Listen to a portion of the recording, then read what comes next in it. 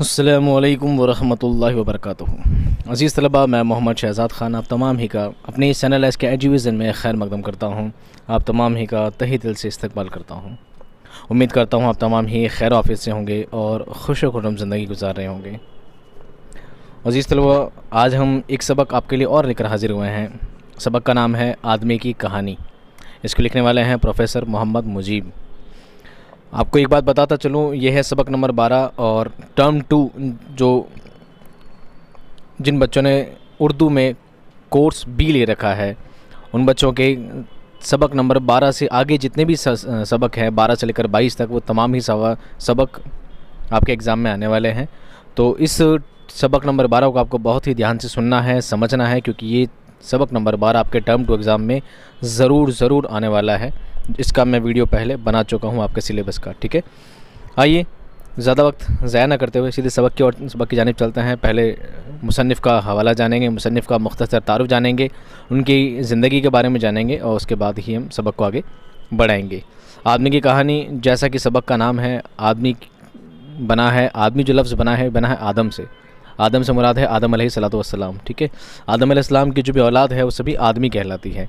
तो आदमी कैसे इस दुनिया में आया, कैसे परवान चढ़ा, कैसे उसने ज़िंदगी में तरक्की पाई, कैसे कैसे इंसान ने तरक्की पाते गए, ये सभी बातें सबक में आपको जानने को मिलेंगी। शरीयत के एतबार से, कुरान और हदीस के एतबार से आदमी का विकास, आदमी का अर्तक़ा सिर्फ़ इसी तरह हुआ है कि अल्लाह रब्बुल इज़्ज़त ने आदम अलैहिस्सलातु वस्सलाम को दुनिया में भेजा था और उनसे होने वाली तमाम उनकी औलाद सभी आदमी कहलाई और हम उन्हीं की औलाद हैं, ऐसा हम शरीयत के एतबार से मानते हैं। साइंस इसका थोड़ा अलग है इससे थोड़ा, तो उसके बारे में हम यहाँ पर जानने की कोशिश करेंगे। ठीक है, प्रोफेसर मोहम्मद मुजीब 1902-1985 यानी 1902 में आपकी विलादत हुई थी, आपका जन्म हुआ था, और 1985 में आपकी वफ़ात हुई थी, आपका इंतकाल हो गया था। मोहम्मद मुजीब लखनऊ में पैदा हुए। उनकी इब्तदाई तालीम घर पर हुई, इब्तदाई यानी प्रारंभिक शिक्षा, और पैदा कहाँ हुए? लखनऊ में। 1918 में सीनियर कैम्ब्रिज का इम्तहान पास किया। 1919 में वकालत की तालीम हासिल करने के लिए इंग्लैंड गए। वकालत किसे कहते हैं? वकील की। ठीक है, वकील की पढ़ाई करने के लिए आप कहाँ चले गए? इंग्लैंड चले गए। 1922 में बीए ऑनर्स पास किया। लंदन में उन्होंने फ्रांसीसी और लातीनी सीखी। वहाँ से बर्लिन गए और जर्मनी ज़बान में भी कमाल हासिल किया, यानी काफ़ी सारी ज़बानें, काफ़ी सारे भाषाओं का आपको अच्छा खासा ज्ञान था। ठीक है, वतन वापसी के बाद जामिया मिलिया इस्लामिया में उस्ताद मुकर्रर हुए। उस्ताद यानी टीचर की हैसियत से जामिया मिलिया में आपको अपॉइंट किया गया। 1948 में उन्होंने शेखुल जामा की ज़िम्मेदारी संभाली और इसी ओहदे से सुबकदोश हुए, यानी रिटायरमेंट हुआ। सुबकदोश होना यानी रिटायरमेंट होना, सेवानिवृत्त हुए इसी पोस्ट से। उन्हें कुतुब बीनी, फ़न तामीर, संग तराशी, मुजस्सिमा साजी, मुसव्वरी, मौसीकी और बागबानी से दिलचस्पी थी। अब दिलचस्पी किन किन चीज़ों थी? कुतुब बीनी यानी किताबें पढ़ने से, फ़न तामीर यानी वास्तुकला से, वास्तुकला से, संग तराशी, संग फ़ारसी का लफ्ज़ है, संग यानी पत्थर। ठीक है, संग यानी पत्थर, संग तराशी पत्थरों को तराशना, मूर्ति जिसके है, मुजस्समा साजी इसे भी मूर्ति निर्माण कहते हैं, मूर्ति बनाने से, और मुसव्वरी कहते हैं तस्वीर बनाने से। मुसव्वरी बना है तस्वीर से, मुसव्वरी तस्वीर बनाने से। मौसीकी संगीत को कहते हैं, मौसीकी यानी संगीत से, म्यूज़िक से। और बागबानी आप समझते हैं, बागबानी के बारे में, गार्डनिंग जिसे कहा जाता है। इन सभी से उनमें दिलचस्पी थी, उनको क्या थी? इंटरेस्ट था। इल्मी मैदान में तारीख़ निगारी और उनका पसंदीदा मौजू था। लेकिन इल्मी मैदान क्या था उनका? तारीख़ का। उनका क्या था? तारीख़ निगारी। तारीख़ निगारी कहते हैं इतिहास को, ऐतिहासिक दृष्टि उनके लिए क्या था? मौजूद था, उनका ख़ास विषय था जिसमें सबसे ज़्यादा क्या था? उनका इंटरेस्ट था। दुनिया की कहानी 1931, तारीख़ फ़लसफ़ा सियासत, दुनिया की कहानी उनकी मौजू का नाम है। ठीक है, 1931 में शाया हुआ है। तारीख़ फ़लसफ़ा सियासत, सियासत कहते हैं राजनीति को। 1936 तारीख़ तमद्दुन हिंद 1957, और रूसी अदब की तारीख़ 2 जिल्दें 1960 में उनकी मशहूर तसानीफ़ हैं, उनकी ख़ास तसनीफ़ों के नाम है, तसानीफ़ के नाम हैं। प्रोफेसर मोहम्मद मुजीब को अदब से भी गहरी दिलचस्पी थी। अदब यानी साहित्य से ख़ासा लगाव था। उन्होंने ड्रामे पर ख़ुसूसी तवज्जो दी और 8 ड्रामे लिखे, थोड़े बहुत नहीं बल्कि 8 ड्रामे लिखे पूरे। उनमें से खेती, अंजाम, खाने जंगी और आजमाइश जामियात के निसाब में शामिल रहे हैं। बच्चों के लिए एक ड्रामा आओ ड्रामा करें भी लिखा है। उन्होंने अफसाने भी लिखे जिनमें कीमियागर, बागी, चिराग राख, अंधेरा और पत्थर मकबूल हुए हैं, यानी बहुत ज़्यादा फेमस हुए हैं, प्रसिद्ध हुए हैं। वो एक कामयाब मुतरजिम भी हैं। मुतरजिम कहते हैं तर्जुमा करने वाले को, मुतरजिम यानी तर्जुमा करने वाला, ट्रांसलेशन करने वाला, अनुवाद करने वाले भी हैं। उनकी कौमी इल्मी और अदबी खिदमात के एतराफ़ में हुकूमत हिंद ने उन्हें पद्म भूषण का खिताब दिया। खिताब कहते हैं सम्मान, खिताब कहते हैं सम्मान। हुकूमत हिंद ने यानी भारत सरकार ने उनको पद्म भूषण के अवार्ड से भी नवाजा है। ठीक है, ये था ये था हमारे मुसन्निफ़ का हवाला, मुसन्निफ़ की मुख्तसर ज़िंदगी के हालात। आइए सबक की जानिब चलते हैं और आपको सभी बातें बताते चलते हैं। सबक का नाम है आदमी की कहानी, यानी इंसान की कहानी। इंसान की कहानी क्या है, आइए देखते हैं। आजकल के आलिम कहते हैं कि हमारी दुनिया पहले आग का एक गोला थी। पता है ना, आपको साइंस में पढ़ा होगा, आपने सामाजिक में पढ़ा होगा, छोटे बच्चों की किताबों में, कि हमारी दुनिया पहले क्या थी, आग का गोला थी। आग उस आग का नहीं जो हमारे घरों में चलती है, वो वाली आग नहीं जो हमारे घरों में जलती है, ये एक और ही आग थी जो बिन जलाए जली और बिन बुझाए बुझ गई। ठीक है, ये आपको बहुत ज़्यादा अपने ज्योग्राफी वाले चैप्टर्स में आपको मिलेगा, ज्योग्राफी के दुनिया में पहले एक आग का गोला थी, सूरज से टूट कर बनी थी, खुद ही जल गई थी और धीरे धीरे हमारी धरती धीरे धीरे क्या हो गई, ठंडी होती गई। उसके बाद यहाँ पर इंसान का वजूद हुआ। इसी बात आपको साइंस में जानने को मिलेगी, यानी ज्योग्राफी में जानने को मिलेगी। शायद ये वो चीज़ थी जिसे हम बिजली कहते हैं, लेकिन कभी ना कभी दुनिया आग का गोला थी ज़रूर, क्योंकि हमें ऐसे ही लाखों करोड़ों आग के गोले आसमान में चक्कर खाते दिखाई देते हैं। और हमारी ज़मीन पर अब भी आतिशफिशा पहाड़ जब चाहें दहकती आग उगल देते हैं, या ज़मीन के अंदर खौलते पानी के चश्मे फूट निकलते हैं। अब हमारी ज़मीन आग का गोला थी ज़रूर, ये बात अलग है। अब हमारी ज़मीन ठंडी हो चुकी है, यहाँ पर इंसान का वजूद हो चुका है, यहाँ पर इंसान रहने लग गए हैं, ये सब बात हम जानते हैं। लेकिन ये बात भी हम नकार नहीं सकते, इस बात से हम मना नहीं कर सकते कि हमारी ज़मीन कभी ना कभी आग का गोला थी ज़रूर। कैसे, आपने जगह जगह देखा होगा, ज्वालामुखी देखे हैं, ज्वालामुखी से लावा निकलता है, गरम गरम आग निकलती है ना, लावा के रूप में आग निकला करती है। इसका मतलब कहीं ना कहीं ज़मीन में अब भी आग है ज़रूर। ये उसका एक अंश है, थोड़ा बहुत उसका एक हिस्सा रह गया है, जो ये बताता है कि हाँ, ज़मीन कभी पूरी आग का गोला हुआ करती थी। उसके थोड़े थोड़े हिस्से अभी भी हैं, अभी भी समुद्र में जगह जगह आग के लावे निकल जाते हैं। ठीक है, अलग अलग जगह पर निकलते हैं, वो दिखाई देता है। ज्वालामुखी फूटते हैं, उससे पता लग जाता है कि हाँ, ज़मीन कभी आग का गोला थी ज़रूर, इसमें कभी आग रही ज़रूर थी। दूसरे आग के गोले जो दुनिया से बहुत बड़े और बहुत ज़्यादा पुराने हैं, अब तक आग ही आग हैं। दुनिया में ये आग, पानी और ज़मीन क्यों बन गई, ये हमें नहीं मालूम। बस हमारी किस्मत में कुछ ही लिखा था। हमारी किस्मत में ये लिखा था कि हमारी ज़मीन को क्या होना था, ठंडा होना था। जाहिर सी बात है, आपने सूरज देखा है ना, आपने सूरज देखा है। सूरज क्या है, एक आग का गोला है। सूरज क्या है, आग का गोला है। और इस आग के गोले में अब भी आग है, और वही आग क्या करती है, पूरी दुनिया को रोशन करती है। खुदा का निज़ाम है, वही आग का गोला क्या करता है, पूरी दुनिया को रोशन करता है। सूरज जैसे ही बहुत सारे और उपग्रह हैं, ग्रह हैं, जो क्या करते हैं, आज भी आग के गोले हैं बहुत सारे। बहुत ज़मीन से बड़े भी हैं, बहुत ज़मीन से छोटे भी हैं। बहुत सारे ग्रह आज भी ऐसे हैं जो आग के गोले हैं, और वहाँ पर आज भी आग है, और वहाँ से ठंडे नहीं हुए हैं। लेकिन हमारी ज़मीन धीरे धीरे ठंडी होती गई।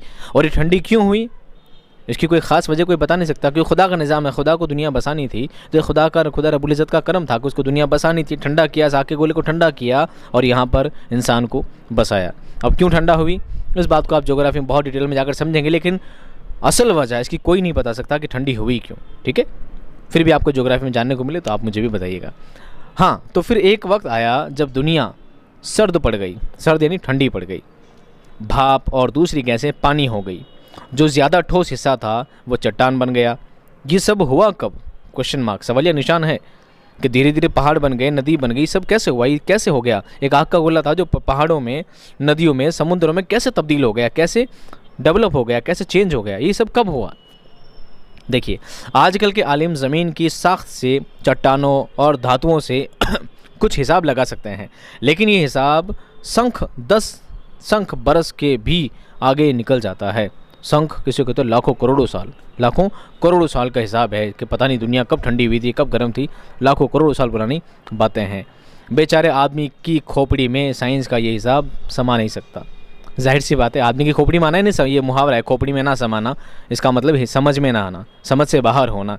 ये बात समझ से बाहर है। इंसान इस बात का हिसाब नहीं लगा सकता कि असल में दुनिया का वजूद कैसे आया और कब आया। ये सिर्फ खुदा रब्बुल इज़्ज़त उसकी ज़ात जानती है कि दुनिया का वजूद कैसे आया। दुनिया जब सर्द पड़ गई तो कहीं से समंदर की तह में ज़िंदगी का बीज पहुंच गया। वहाँ वो फटा और फला फूला लाखों करोड़ों बरस में तरह तरह के भेस बदले। ठीक है जब दुनिया को बचना ही था तो कहीं समुद्र के तह में बड़े बड़े समुद्र जो हज़ारों लाखों गहरे फीट अंदर होते हैं, गहरे होते हैं, वहाँ भी मछली हैं, वहाँ भी एक जानवर पैदा किया खुदा ने। कभी ज़मीन के अंदर जानवर पैदा किए, ज़मीन के ऊपर जानवर पैदा किए, उसने चौपाई पैदा किए। ये उसका निज़ाम है और हर बार नए नए नए जानवर आते रहे। और उन तमाम जानवरों में इंसान भी एक क्या है, एक तरह का मानव है, ये भी मनुष्य है और ये भी प्राणी है, ये भी एक प्रकार की खल्क़ है। और जितनी भी है सभी मखलूक अलग अलग अल्लाह ताला ने पैदा की है इस दुनिया में। पानी के बग़ैर आहिस्ता आहिस्ता यानी वही लाखों करोड़ों बरस में उसने पौधों और कीड़ों की सूरत में खुश्की की तरफ कदम बढ़ाया। जब समुद्र में बीज फूटा यानी समुद्र में जानवर पैदा हुए, धीरे धीरे उसने खुश्की की तरफ कदम बढ़ाया, यानी धीरे धीरे ज़मीन की तरफ, धरातल की तरफ आने लगी। पानी के बगैर यानी सांस लेकर ज़िंदा रहने की सलाहियत पैदा की। सलाहियत कहते हैं हैसियत को, ताकत को, सलाहियत विशेषता को पैदा की। पौधे और ऊंचे होने लगे और सर उठाकर आसमान की तरफ लपके। जो कीड़े थे वो मछली बनकर तैरे, उथले पानी में पाँव के बल चले, खुश्क ज़मीन पर रेंगना शुरू किया, हवा में परिंद बनकर उड़े, चौपायों के रूप लेकर दौड़ने लगे। कहते हैं कि उथले पानी और खुश्की में ज़िंदगी ने जो ये इब्तदाई शक्लें पाई वो बड़ी भयानक थी। ये बात जानने के लिए देखिए एक लाइन में पढ़ ले तो बताता हूँ। 40 फीट लंबे मगरमच्छ, 20-20 हाथ ऊंचे हाथी, कई जानवरों की गर्दन इतनी लंबी कि हवा में उड़ते परिंदों को पकड़ ले, किसी का मुंह दुम के सिरे तक 100 फीट से ज़्यादा लंबा होगा। अब ये कह रहे हैं कि धीरे धीरे क्या हुआ, दुनिया का निज़ाम बदलने लगा। दुनिया का निज़ाम बदलने लगा। जो कभी सूरज की तरह गर्म थी, आग का गोला थी, धीरे धीरे ठंडी होने लगी। फिर धीरे धीरे समुद्र में एक बीज फूटा से मुराद है इंसान की यानी मखलूक की ईजाद होने लगी, मखलूक धीरे धीरे पैदा होने लगी। ठीक है, वही मखलूक धीरे धीरे क्या हुआ, ज़मीन पर आने लगी। तो जो बिना पाँव के थे वो रेंगने लगे, जो चौपाए थे वो चलने लगे, जिनके हाथ पाँव नहीं थे, जो पानी में सांस ले सकते थे वो तैरने लगे, जिनके पंख लग गए वो उड़ने लगे। तो धीरे धीरे क्या हुआ, मखलूक बढ़ती गई, आगे आगे इंसान की तरक्की होती गई। इंसान से मुराद वो सारी तमाम मखलूक के लिए, तमाम प्राणी जगत के लिए। ठीक है, यहाँ पर बात तो तमाम प्राणी जगत धीरे धीरे आगे बढ़ता गया। लेकिन कहते हैं कि उस ज़माने में जो पुराना वक्त जो था, ये हज़ारों लाखों साल करोड़ों साल पुरानी बात है कि तो उस ज़माने के जो जानवर थे बहुत भयानक थे। अब भयानक से मुराद क्या है, आपने डायनासोर्स देखे होंगे, है ना, आपने डायनासोर्स देखे होंगे, जुरासिक पार्क देखा होगा, आपने मूवीज़ देखी होंगी, ट्रेलर देखे होंगे, कहीं पर पोस्टर देखे होंगे। वो कितने भयानक थे, 100 हाथ लंबे उनकी गर्दन, बहुत भारी भरकम, हाथियों 10 हाथी जितना बड़ा उनका वज़न, तो बहुत ज़्यादा भयानक हुआ करते थे। धीरे धीरे क्या हुआ, ये जानवर ख़त्म हो गए। धीरे धीरे जब ज़िंदगी ने जब दुनिया तरक्की करती गई तो ये जानवर धीरे धीरे क्या होते गए, विलुप्त होते गए, ख़त्म होते गए। आगे देखिए, इन जानवरों को जो नाम दिए गए हैं वो भी ऐसे भयानक हैं। अब क्या है, ये है ब्रिंटोसॉरस, अगीतोसॉरस, मैग्लोसॉरस, है ना, मैगेस्लोसॉरस वगैरह। लेकिन दुनिया को शायद अपनी ये औलाद पसंद ना थी, दुनिया की ये औलाद पसंद ना थी। बहुत ज़्यादा भयानक थे, बहुत बड़े बड़े, इनके नाम भी इतने खतरनाक, जुरासिक पार्क, डायनासोरस, बहुत सारे नाम है, 2-4 नाम यहाँ पे बताए गए हैं। या ये जानवर बढ़ते बढ़ते ऐसे बेडौल हो गए कि ज़िंदा रहना दुश्वार हो गया। इतने ज़्यादा भारी भरकम थे कि ज़िंदा रहने का क्या हो गया, दुश्वार हो गया, ज़िंदा रहने में परेशानी लगी। बहरहाल वो गायब हो गए। और जब तक आजकल के साइंसदानों को उनकी हड्डियाँ नहीं मिली, किसी को पता भी ना था कि एक ज़माने में ऐसे देव और अजदहे हमारी दुनिया में आबाद थे। देव यानी बहुत बड़े राक्षस टाइप के, और अजदहा सांप को ही कहता है, जिगर सांप को अजदहा कहा जाता है। अब जब तक साइंसदानों को हड्डियाँ नहीं मिली, कहीं समुद्र में इतनी बड़ी हड्डियाँ मिली है, कहीं ज़मीन की खुदाइयों में इतनी बड़ी बड़ी हड्डियाँ मिली, एक एक हड्डी, एक एक गर्दन की हड्डी मिली है, तो उससे पता चला कि हाँ, किसी ज़माने में से जानवर हुआ भी करते थे। नहीं तो 5000 साल पहले, 10,000 साल पहले, लाखों करोड़ साल पहले किसने जाकर देखा है। ठीक है, भविष्य किसने, पास्ट किसने जाकर देखा है। जब खुदाइयाँ हुआ करती है, कहीं ना कहीं साइंसदानों को, वैज्ञानिकों को जब उनकी हड्डियाँ मिली तो उससे पता चला कि हाँ, ऐसे जानवर भी किसी ज़माने में हुआ करते थे। खुश्की पर उन बड़े जानवरों के बाद जो नए नमूने नज़र आए वो थे थे तो ऐसे ही डरावने, मगर उनमें आजकल के जानवरों की ये सिफत थी कि वो अपने बच्चों को शुरू में दूध पिलाकर पालते थे। खुश्की, खुश्की कहते हैं धरातल को, खुश्की मतलब धरातल को, ज़मीन को। ज़मीन पर जो धीरे धीरे बाद में जानवर आने लगे थे तो वो भी डरावने थे, वो भी डरावने थे, पर क्या हुआ, इनमें खासियत ये थी कि वो अपने बच्चों को दूध पिलाकर बड़ा करते थे, पालते थे। ऐसे जानवर पहले किस्म के जानवरों से ज़्यादा सख्त जान निकले और दुनिया की मुसीबतों को झेल ले गए। फिर भी उनकी बहुत सी किस्में मर मिटी। जानवर तो बहुत सारे थे, लेकिन कोई जानवर ज़्यादा सर्दी बर्दाश्त न कर सका, कोई जानवर ज़्यादा गर्मी बर्दाश्त न कर सका, कोई जानवर दूसरे जानवरों से लड़ ना सका, और धीरे धीरे एक एक करते करते काफ़ी सारे जानवरों की किस्में एक एक करके क्या हो गई, ख़त्म होती गई। फिर भी बहुत सारे जानवर बच गए। जो बाकी बचे उनके भी जिस्मों में ऐसी तब्दीलियां होती रहीं कि वह मौसम की सख्तियों को अच्छी तरह बर्दाश्त कर सकें और दूसरे जानवरों से अपनी जान भी बचा सकें। इस तरह तरक्की करते करते जानवरों की एक किस्म ने ऐसी शक्ल पाई होगी जो आदमियों की शक्ल से कुछ मिलती होगी। अब घूमते घूमते बात देखो कहाँ तक आ गई है कि उन जानवरों की शक्ल धीरे धीरे करते करते अलग अलग बहुत भारी भरकम जानवर थे, उनका रहना दुश्वार हो रहा था, वो अपने आप को संभाल भी नहीं पाते, विलुप्त हो गए, मर गए, ख़त्म हो गए। दूसरे जानवर आने लगे। दूसरे जानवर में खासियत ये थी वो कभी ज़्यादा सर्दी बर्दाश्त नहीं कर पाते थे, मौसम की तब्दीलियाँ बर्दाश्त नहीं कर पाते थे, मौसम के चेंजेस को एक्सेप्ट नहीं कर पाते थे, तो वो इस तरह मर गए। कुछ जानवर इतने कमज़ोर हुआ करते थे, दूसरे जानवर से जब लड़ाई करते थे, दूसरे जानवर से लड़ भिड़ कर अपने आप को बचा नहीं पाए, तो दूसरे जानवर बड़े जानवरों का शिकार कर लिया करते थे, तो इस तरह वो जानवर भी ख़त्म हो गए। तो धीरे धीरे जानवरों की करते करते उनकी सिफतें, उनकी किस्में एक तरह करते करते क्या हो गई, ख़त्म हो गई। आने वाले वक्त में एक ऐसी शक्ल आई होगी, ये बात क्वेश्चन मार्क है, ऐसी किस्म आई होगी, जानवरों की एक ऐसी शैली भी आई होगी, जानवरों की एक ऐसी किस्म आई होगी जो लगभग इंसानों से मिलती जुलती होगी, जो हर तरह के मौसम को बर्दाश्त कर सके। आप जानते हैं हम इंसान हैं और हम सर्दी गर्मी बरसात हर चीज़ को क्या कर लेते हैं, एक्सेप्ट कर लेते हैं, हर चीज़ को हम बर्दाश्त कर लेते हैं। हमारे शरीर में, हमारे जिस्म में अल्लाह ताला ने ऐसी सिफत पैदा की है। आगे देखिए, जानवरों की इस किस्म को आसानी से वन मानुस कह सकते हैं, ठीक है ना। गोरिल्ला वन मानुस समझते हैं ना, वन मानुस कि हम किन की औलाद हैं, वन मानुस की औलाद है। साइंस ऐसा कहता है, शरीयत इसका इनकार करती है, पर साइंस कहता है कि हम किसकी औलाद है, वन मानुस की औलाद है, कि हम वन मानुस जैसे थे पहले, धीरे धीरे क्या हुआ, वन मानुस आगे जाके इंसान बन गए। इन वन मानुसों ने 4 पैरों की जगह 2 पैरों से चलना सीखा और अगले 2 पैरों से पकड़ने, उठाने और फेंकने का काम लेने लगे, जैसे इंसान क्या करते हैं। कुदरत ने उनकी मदद की और उनके अगले 2 पैर पंजों की तरह हो गए। उनकी ज़बान भी कुछ खुल गई और वो दूसरे जानवरों से बहुत ज़्यादा होशियार हो गए। किन के लिए वन मानुस को लिए कहा जा रहा है कि पहले वो बंदर जैसे थे, झुक झुक के काम करते थे, हर काम 4 पैर से किया करते थे। धीरे धीरे उन्होंने सीधे खड़ा होना शुरू किया, फिर कुदरत ने उनके पाँव धीरे धीरे पाँव में पंजे बना दिए, धीरे धीरे उनके पंजे होने लगे, फिर वो अपने हाथों से पकड़ने लगे, फेंकने लगे। तो ये वन मानुस ऐसा काम किया करते थे, ऐसा साइंस कहती है। ये सब हज़ारों बरस में हुआ है ना, एक दिन में नहीं हो गया कि आज पाँव वाला पैदा हुआ है, कल खड़ा वाला था, आज बैठ गया। एक दिन में ही सारे चेंजेस नहीं हुए, इन सारे चेंजेस होने में हज़ारों साल लगे हैं। ये सब हज़ारों बरस में हुआ और फिर कहते हैं कि दुनिया की आबो हवा बदली, आबो हवा वातावरण, दुनिया की जलवायु चेंज हुई, ऐसी ठंडी पड़ी कि उसका बहुत सा हिस्सा बर्फिस्तान हो गया, जहाँ पर बर्फ़ जमा करती है उसे बर्फिस्तान कहते हैं। और बर्फ़ के खिसकते फिसलते पहाड़ों ने सब कुछ अपने तले रौंद डाला, यानी रौंद डाला मतलब चौपट कर डाला।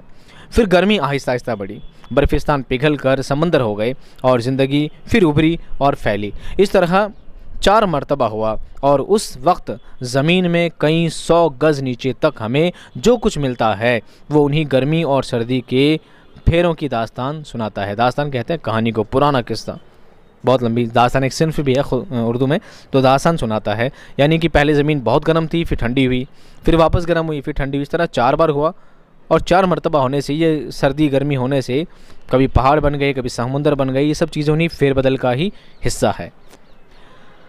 उस ज़माने में आप समझ सकते हैं कि वन मानुस का बुरा हाल हुआ होगा।